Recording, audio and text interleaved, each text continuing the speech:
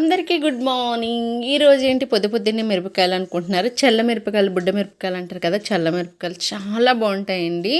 ఎంత బాగుంటాయి అనమాట పెరుగన్నంలోని అండ్ సద్దన్నం, రాత్రి సద్దన్నం చాలా ప్రోటీన్స్ ఉంటాయి. సద్దన్నంలో వేసుకొని తింటూ ఉంటే అమ్మ చాలా అమృతంలా ఉంటుంది. ఈ మిరపకాయలు అయితే నేను 1 year సరిపడిగా నేనైతే తయారు చేసి పెట్టేసుకున్నాను. లింక్ ఇస్తాను కింద, అయితే చూసేసేయండి. అసలు కారం కూడా ఉండవండి, కొంచెం కూడా కారం ఉండదు మిరపకాయల్లో.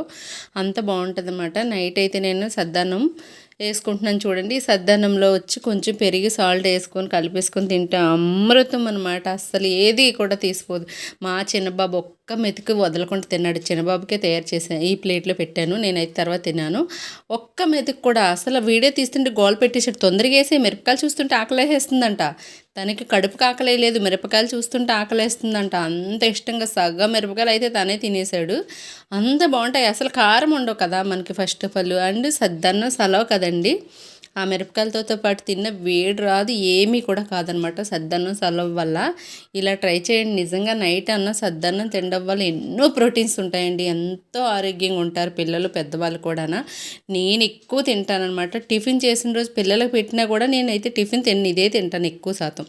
ఎప్పుడోనో తింటాను టిఫిన్, తక్కువ ఇవే సద్దన్నం. అండ్ మార్నింగ్ వేడివేడిగా అలా రైస్ వండుతాను కదా, ఆ వేడివేడి రైస్లో పెరిగేసుకొని తింటానండి. చాలా ఇష్టం నాకైతే మాత్రం. చూసారు కదా, చాలా సలవ చేస్తుందండి బాడీకి కూడా.